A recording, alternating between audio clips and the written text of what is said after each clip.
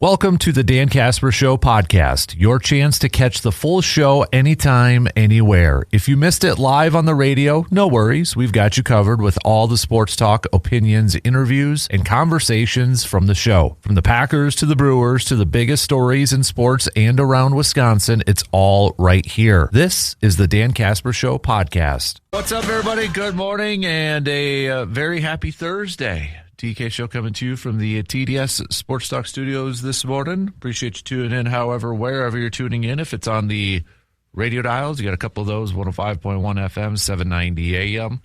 Available to stream up online at sportstalk1051.com, WAYYradio.com. Got your smart devices, your smart speakers, the app. Take it on the go. Also, video stream up and rolling here this morning on YouTube on Man Cave TV. So, got that Shoe Doctors bullpen line up and rolling, 715-830-1912. Also, the Section 105 chats on YouTube. So, already got C-Bomb chiming in. Got Joe on the chat chiming in. Good morning to you guys as well. What do we have on our game plan for us this morning? Brewers finally picking up a win. It feels like it's been forever since they've gotten a win, and it was a late one because they finally were able to score some runs and get things going in the bottom of the eighth with 2 runs, thanks to Contreras tying it up with his RBI, and then Bryce Terang with the RBI ground out. But nonetheless, the Brewers do pick up the win. Uribe coming in and closing it down, shutting it down for the Brew Crew. Chad Patrick was pretty solid in his starts last night, just giving up the 1 earned run in the first inning. Other than that, going 6 2/3, 3 hits, 2 walks, 2 Ks, keeping his ERA under 1 so far to begin the season. So, and Patrick even going into the 7th, and pitch count was only at 81. So, again, another efficient start from Chad Patrick. But Brewers will try to win the series later on today in the rubber match. First pitch is going to be at 12:40. We've got Brandon Sproat on the mound going up against Patrick Corbin, the longtime veteran Patrick Corbin. So we'll preview this game and look back at last night's win for the Brewers before the Brew Crew head off on the road to take on the Miami Marlins starting tomorrow. So plenty of baseball talk coming your way here this morning. Also on the docket, we are 1 week away from the NFL draft. First round of the NFL draft 1 week away from today. And again, we know Green Bay is more so on Friday, but nonetheless, it still gets a little bit excited with that too. But also with the draft, it's shortly after teams have to decide on their 5th-year options. And when it comes to Lucas Van Ness, we really haven't heard a whole lot about whether the Packers plan to pick up that 5th-year option on Lucas Van Ness. And I was reading a little bit this morning on CBS Sports. There's a article with an agent's take on it for every 5th-year option on whether teams should pick up their 5th-year options for their players that are scheduled to do that. And essentially with Lucas Van Ness, it was pretty short and said no, probably wouldn't, because the 5th-year option is just a little bit under $14 million for Lucas Van Ness. So if that is the case where they decide not to pick up the option on Lucas Van Ness, kind of similar to what we've been talking about the last couple of days when we've been talking about the upcoming draft and that, we started off with wide receiver with the Dontavian Wicks trade. Does it move up importance of finding another wide receiver in this draft? Same with the offensive line. How early is too early? Is there such a thing when it comes to offensive line? Well, let me throw this out to you when it comes to edge rushers. If they do not decide to pick up that 5th-year option, again, it probably won't come until after the draft, and maybe Green Bay is just kind of waiting to see what they've got or what happens in the draft. But do you think it is important to find another edge rusher, or are you willing to see maybe Barron Sorrell, Colin Oliver get some more opportunities with that, along with Micah Parsons and such? So if you look at some of the top 30 visits for Green Bay, there's a few edge rushers into that mix. So we'll hit that up, talk a little bit about that. But I want your opinion on this, all right?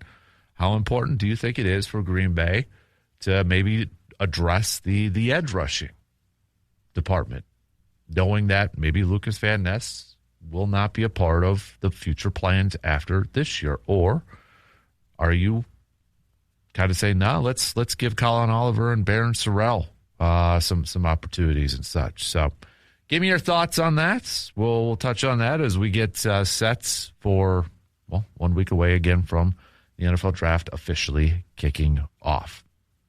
Also on the docket, it is a takeover Thursday, so this is where we kind of put the program into your hands, peeps. All right, you can send us your thoughts on what we should be talking about. If you have an idea for a topic at hand, hey, we're an open book. So if we like it, we think it's a good one, we'll throw it out to the rest of the armchair MVPs out there. So hit us up with the topic idea, with the segment idea. Also, it is a Enough is Enough Thursday. So what's your sports take? What's your sports opinion? Or what's the story that is currently out there in the sports world where you're just like, man, enough is enough with this. Enough is enough with that narrative. Enough is enough with so-and-so or this team or whatever the case.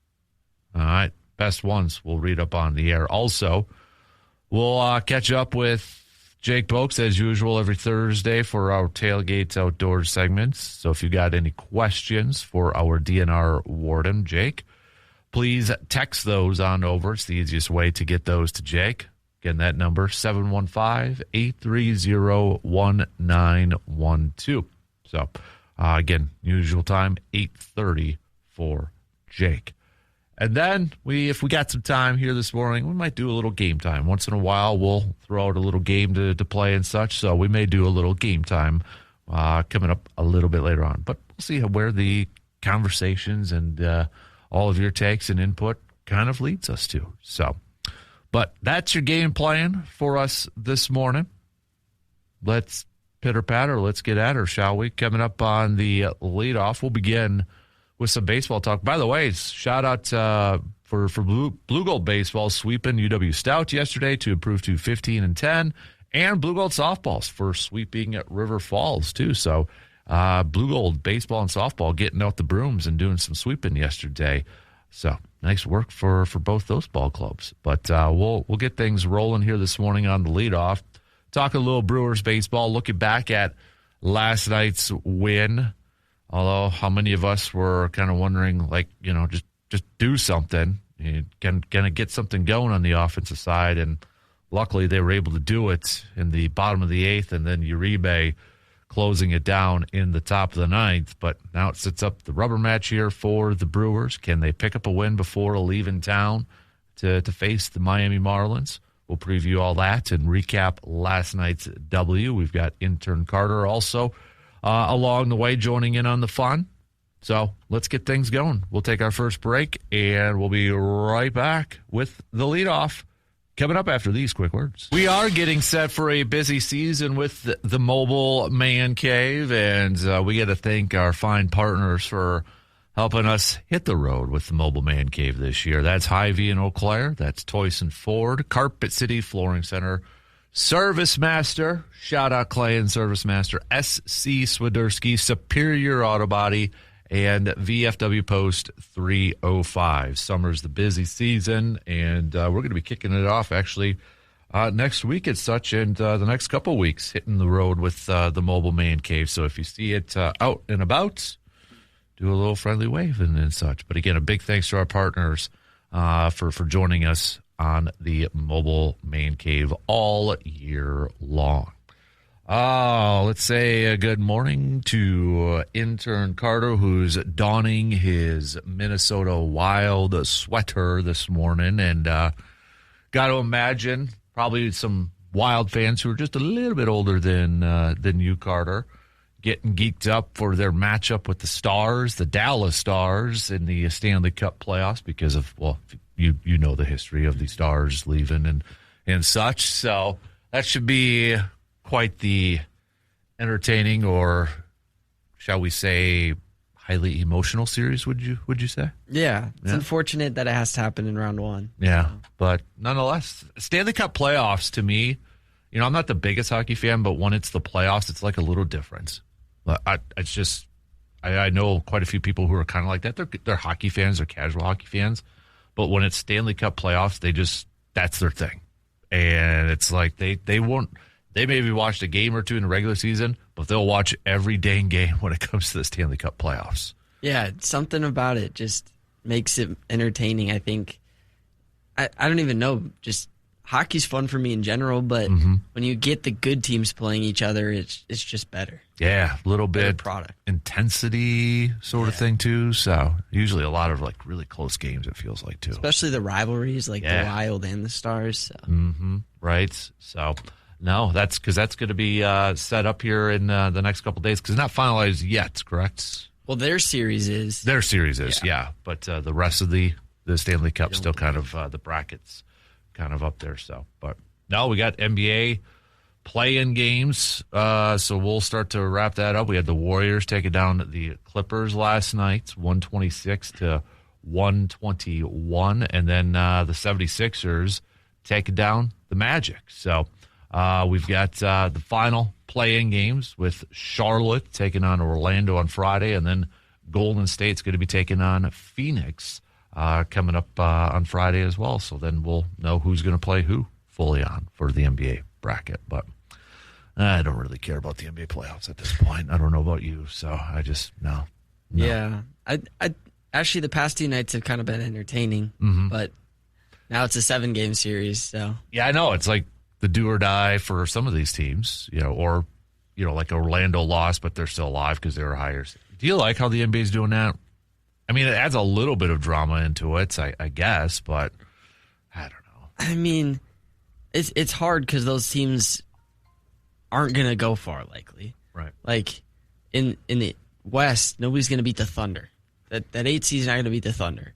So, Spurs might. Spurs might, yeah. Spurs had their number, it seems like. But And the Magic aren't going to beat the Pistons if they win. So, it makes meaningful basketball, but I don't know if it's needed. Right. But it's that time of year with NBA playoffs and soon to be Stanley Cup playoffs. So we are also 1 week away from the NFL draft too, so it's a good time of year. But we got baseball to talk about here to lead off this morning. Brew Crew picking up the win last night, although I don't know, I was getting a little nervous watching that thing, and I kept reminding myself of the clip in the Cinematic Classic Major League with Willie Mays Hayes telling Jake Taylor should have got the live chicken for the sacrifice to get the offense going and such. And they finally got a little bit of it going in the 8th, just 2 runs, but that was enough thanks to Uribe coming in. And, I mean, he was throwing some heat, too, last night. You could tell he was a little bit amped up and such, but they needed to get a win to end that streak last night. I mean, it was... I really did not want to come in and talk about a 7-game losing streak after starting the season 8-2 for crying out loud. And then, you're on a 7-game losing streak at that point. But Brewers remaining 1 game above 500 at 9-8, and they've got a shot to win the series later on today. But before we get to today's game, I think you look back at yesterday's game, and the biggest takeaway I have is another solid performance from Chad Patrick out on the mound. And I know in the game prior, he didn't get the start. They opted to do the Ashby opener, and then Chad Patrick came in for a few innings and such. But, I mean, you look at the performance that Chad Patrick has had so far in his first few games of the season here for the Brewers. He didn't get the win last night, but he is 1-0. He's got a .95 ERA. And you look at every single game that he's thrown out there, he has given up 1 earned run in his first start against the White Sox, 1 earned run last night against Toronto. That is it. That's all he has given up so far this season. And that to me, is it, dare we say, in the first 4 games, has Chad Patrick been the best starter for the Brewers so far? Yeah, I think so. Most consistent, probably, right? I mean, he's not a guy that's going to blow by with a ton of strikeouts like a Jacob Mizorowski is going to give you. I mean, he's just is consistency the best? I mean, he was kind of Mr. Consistent. That's what they kept calling him last year to open up the season. Nobody really knew who Chad Patrick was. Then he gets thrusted in there because of all the injuries, and then he was the guy for the longest time. Didn't allow more than 3 earned runs in a game, and it feels like so far this season he's just again Mr. Consistent at this point. And I think we didn't see this as a starter last year. I think that's part of the reason he got moved to the bullpen. But I mean, it's the first time all year a Brewers pitcher has pitched past the 6th inning. Mm-hmm. So if he's getting us that much length and as well as he pitched, I mean, we needed it, so it was big. Yeah, and I just you feel bad in those scenarios when it's like 1-0, and for how well he's pitching, it's like offense, do something. It's that meme or GIF with the stick figure holding a stick, poking something, saying do something, and luckily they're able to do so. It doesn't get the win, it doesn't get credit with the win, but I feel like that's kind of one of those things in Major League Baseball that wins and losses by starting pitchers kind of has lost a little bit of meaning. And now you just kind of look at quality starts and such. And Chad Patrick, he's been that in his 3 games so far in the month of April. If you take away that start against the White Sox, he has thrown in April a .61 ERA so far in 3 games that he's played. So, I think he's right now, talent-wise, maybe not the best, but right now, if you had to power rank the starters for the Brewers, I'd probably put Chad Patrick up there. Mizorowski's there too, but, can't argue with numbers at this point with Chad Patrick. So, but this offense, I think, definitely needs a guy like a Jackson Chourio to come back. They need some help.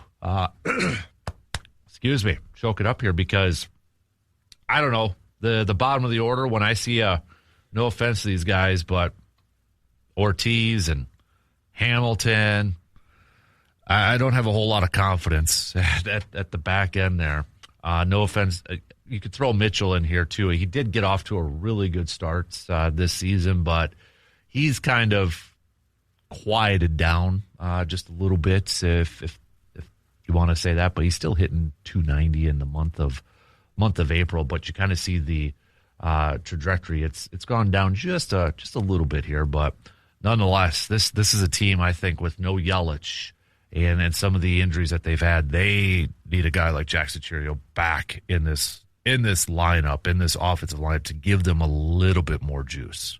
Yeah, starting Lockridge and Perkins and Hamilton and Ortiz is not sustainable. You can't. Great defense, but offensively, you saw what happens to a game like last night. Well, and with that, you're going to get a lot of games like last night where your winning inning, 1 hit gets out of the infield. Yeah, just because of their speed.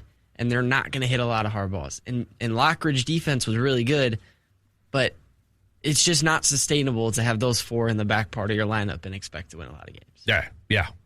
I mean, if you're going to have a lineup like they did last night, you're feeling good about your defense and such, but then you're kind of relying on what happened in the 8th. Yeah. An error, to get on it for like, the infield little, I don't know how that ball died from Frelick. Yeah. Just like, pounded in the ground and it pops up and it just dies and he gets on first base, and then you're relying on that things to happen. And I know they kind of have fun with it, like Murphy's Woodpeckers, is back. It's just you can't. I don't want to rely on that every single game. Then it's not going to happen every single game. So I would love Jackson Chourio back in this thing just to provide a little bit more juice and a little bit more power. And could they use? Well, I'd love Yelich and Jackson Chourio back in this lineup here too, but it sure seems like Chourio is going to be the guy back first. And, Sanchez and Bowers, they provide the power and such, but after that, it feels like those two, if you're not going to get a home run or power from them, you're not going to get a whole lot of other production either.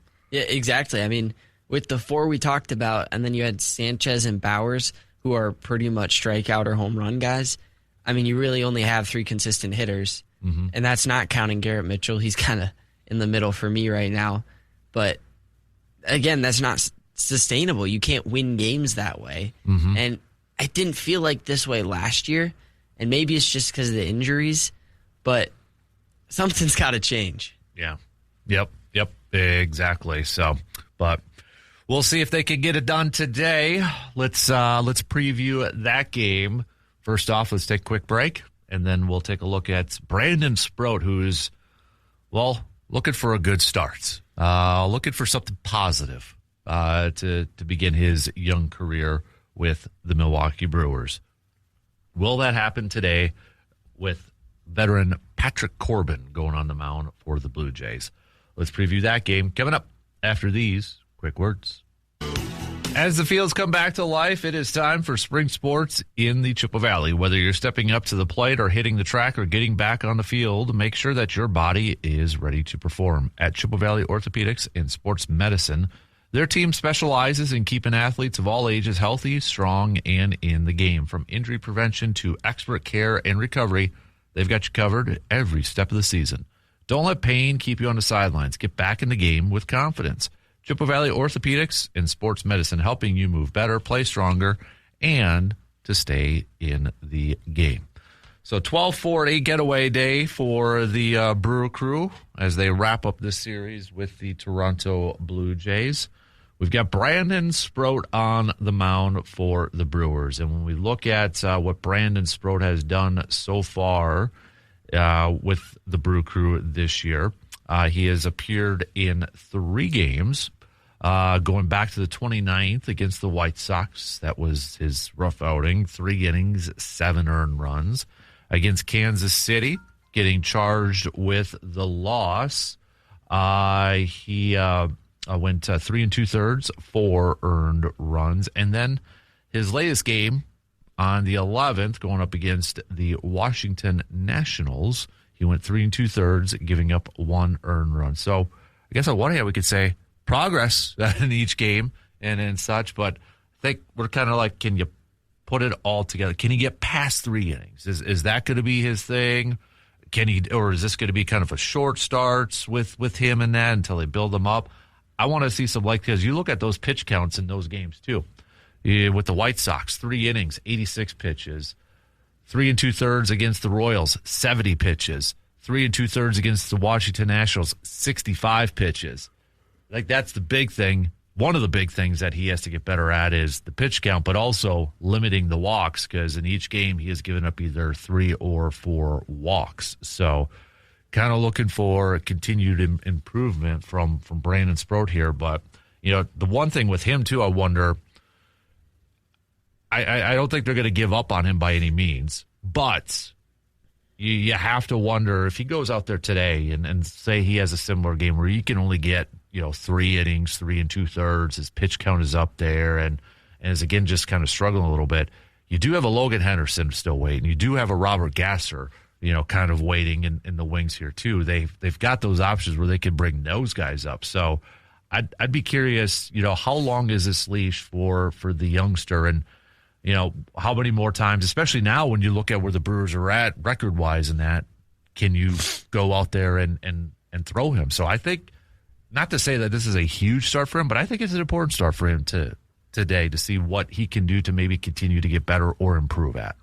Well, and against the Nationals, it was out of the bullpen following Harrison. So, that Washington one, like you said, he showed progress. 1 earned run's good, but the walks are too many. He's got 10 strikeouts and he's got 10 walks. And so you have to hit the zone. I mean, we saw with Mizorowski, walks kill you, and Mizorowski can throw 104. And it hurts him still. So I wonder if they may start using an opener, kind of like we saw with Priester last year, maybe an Ashby or a Hall, couple innings before. But, Logan Henderson's doing really well in AAA right now. And I kind of want to see him in the rotation because he performed well in minimal starts last year. So maybe he does get sent down if he struggles. But again, you want to kind of keep confidence in the guy. Mm-hmm.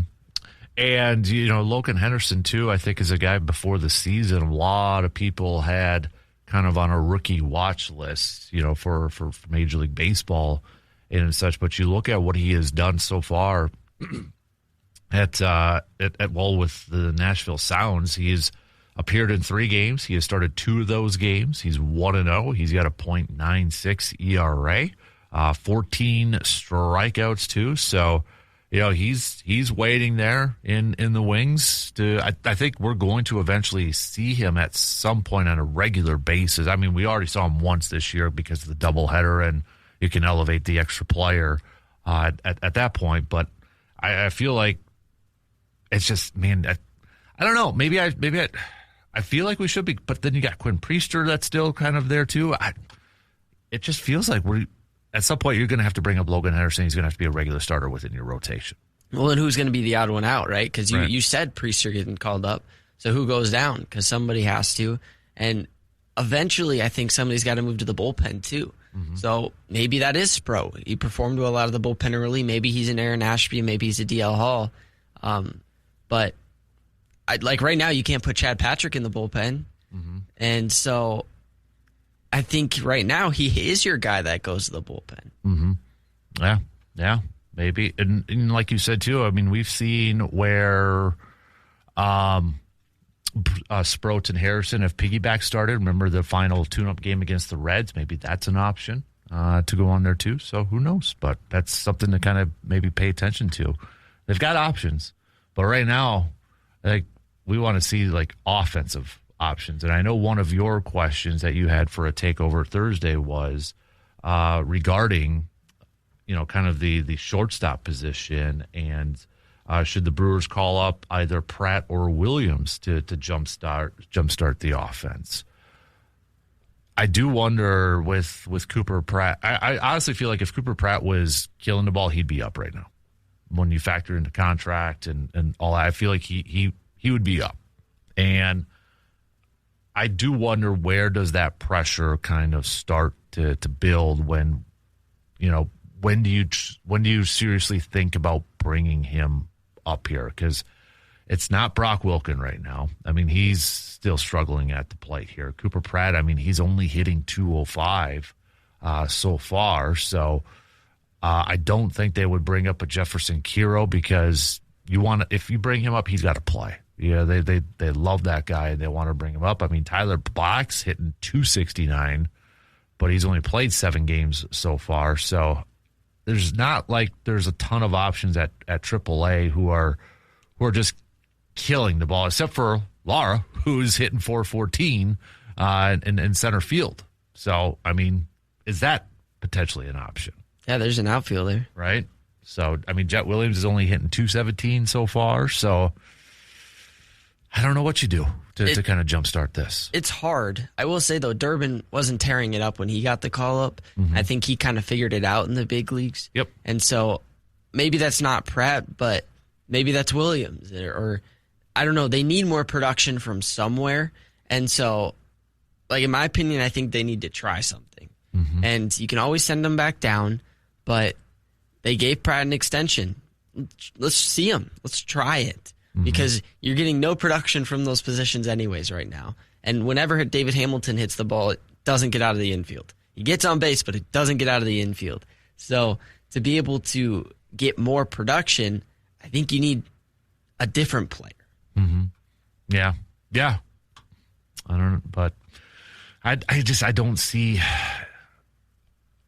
This is what I was wondering about with Cooper Pratt after that contract, because now with the play from Joey Ortiz offensively and such, the watch is on, and I wonder if there's going to be a little bit more pressure. It's like, okay, kick it into gear with the offense, because we could really need it. We could let's get you up here soon, because at what point do you just say enough's enough? Since today's enough's enough. When is enough for Joey Ortiz and David Hamilton?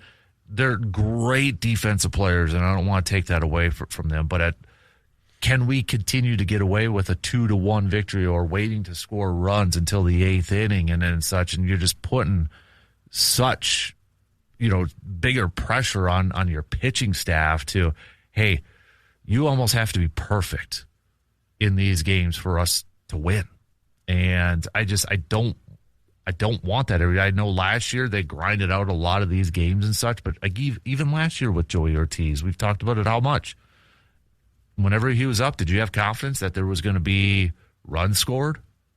No, there wasn't. And they got to get something out of there. I know they pride themselves on defense and all that, which is great. And Joey Ortiz made, a couple of nice plays again last night, and Hamilton's got a fantastic arm on him. But they got to get something, especially when you don't have a Jackson Chirio and a Christian Yelich in your lineup right now. I was listening to the radio a couple of days ago, and they lost in extras to the Blue Jays, and there was a caller that was mad because Garrett Mitchell watched a right down the middle fastball in his at-bat in which he walked. And he was mad because Joey Ortiz was next. And so he was putting more anger on Garrett Mitchell for walking than Ortiz for striking out with the bases loaded. And at that point, that's pretty rough. If you're the player hitting in front of Ortiz and people are getting mad at you for walking, in a Brewers lineup that just walks, I mean, that's just what they do. It's hard to put you in the lineup. Like, it's time for a change, probably. Right. Yeah, that's a good point.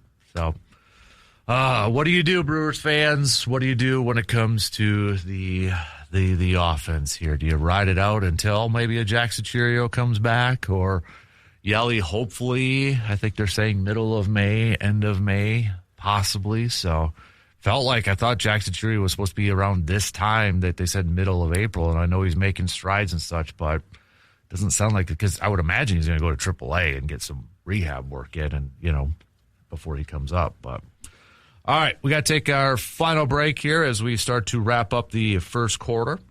We'll do that coming up, and we'll be right back after these quick words. Baseball is back, and that means it's one thing. It's brat season, so swing on into Mike's Star Market and stock up for game day the right way. They've got a wide, fresh variety of flavorful brats that'll fill the whole crew. Whether you're tailgating or doing some backyard grilling, or you're just catching the game at home, nothing says baseball like brats on the grill. Make every pitch, every inning, and every bite count. It's Mike's Star Market in Eau Claire, your home for brat season.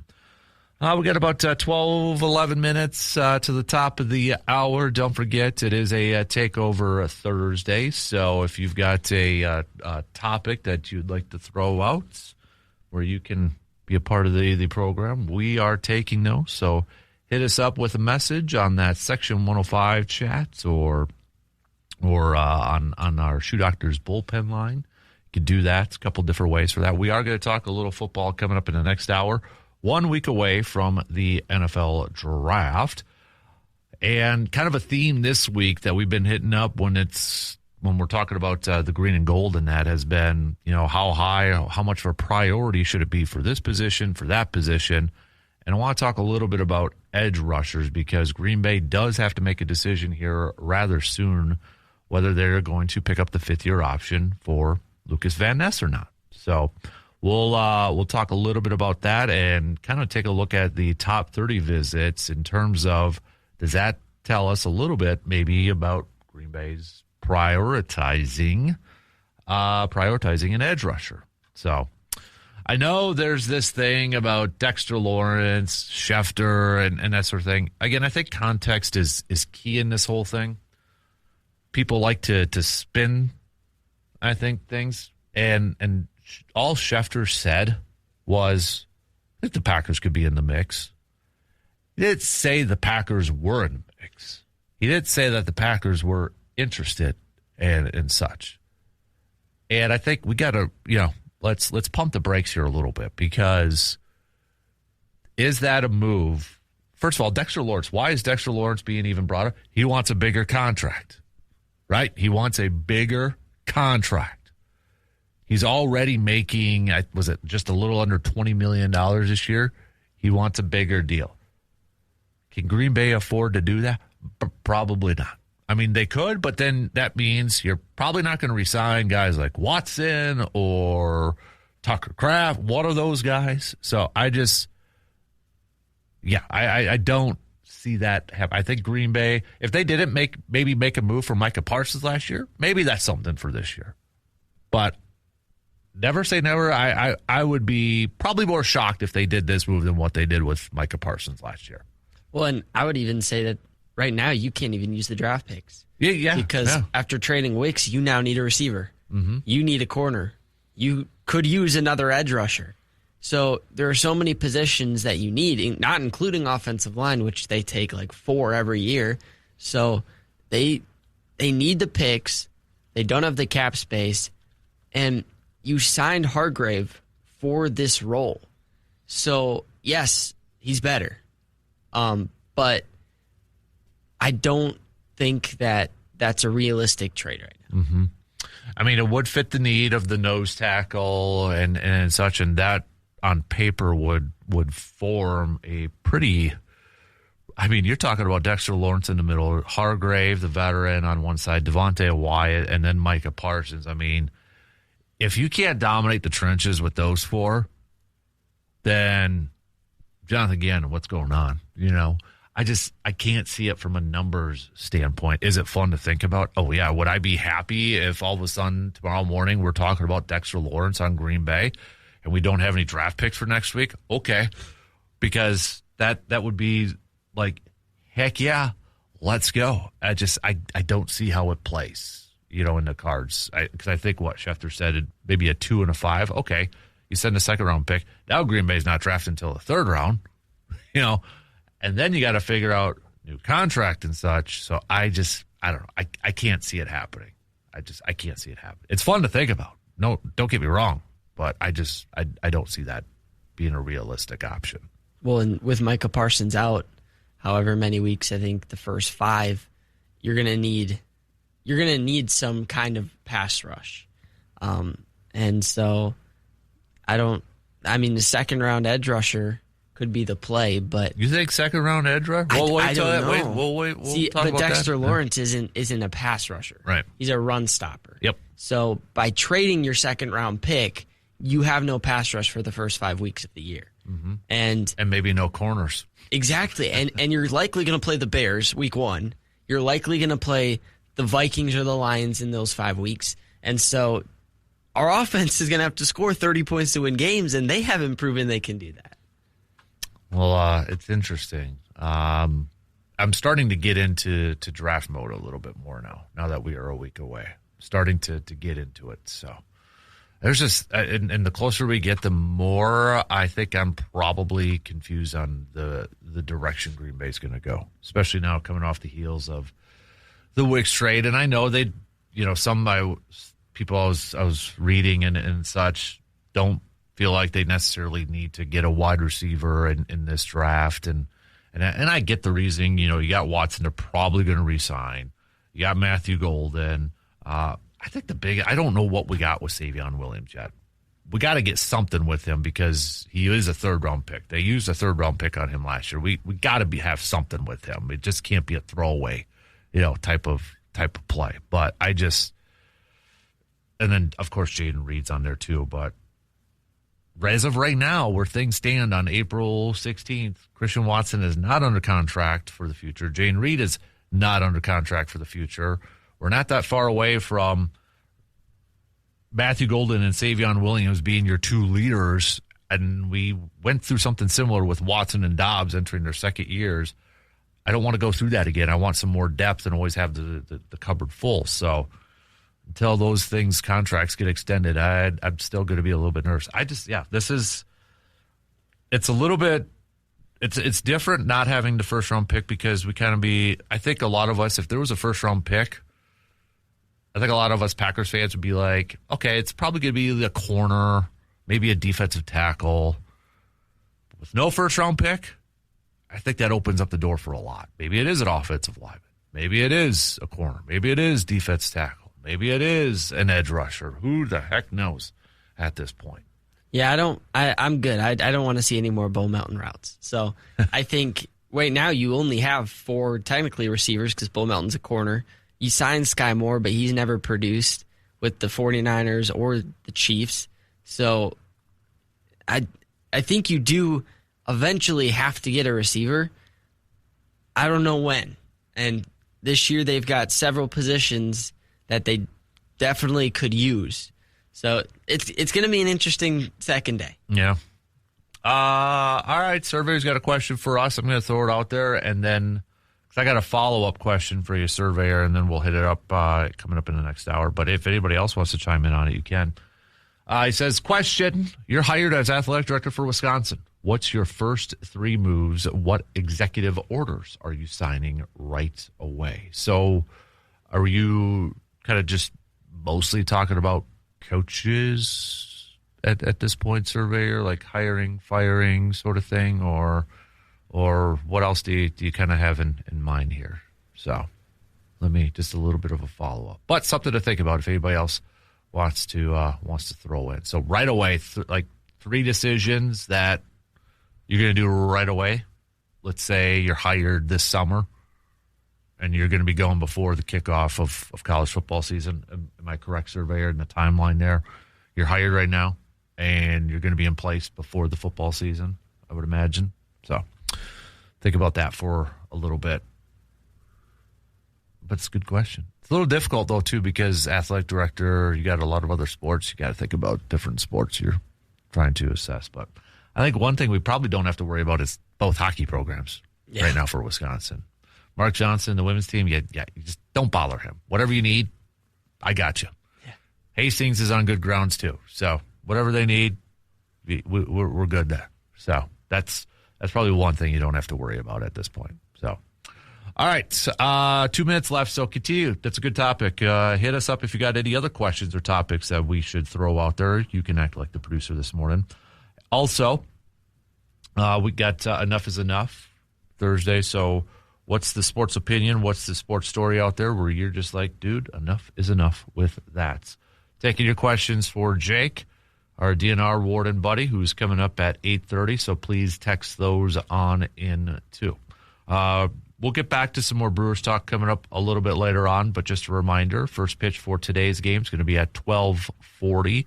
Coverage will begin at 12:05, and you can listen to that game on the radio dials, 105.1 FM and 790 AM. Brandon Sproat getting the start. Patrick Corbin, the veteran, getting the start for the Blue Jays. Both pitchers looking for their first wins. Corbin pitching just 1 game so far this year. It was a no decision against the Twins. He went 4 innings, 6 hits, 4 earned runs, 3 strikeouts, and 1 walk. All right, shot clock's going to cut us off, so we've got some news updates coming up here. We'll get through those, and then we're going to kick off the next hour talking some draft, talking some football 1 week away. How early do you think the Packers should address their edge rusher needs? And do these top 30 visits give us maybe a little bit of a hint? We'll hit that up coming up after these news updates.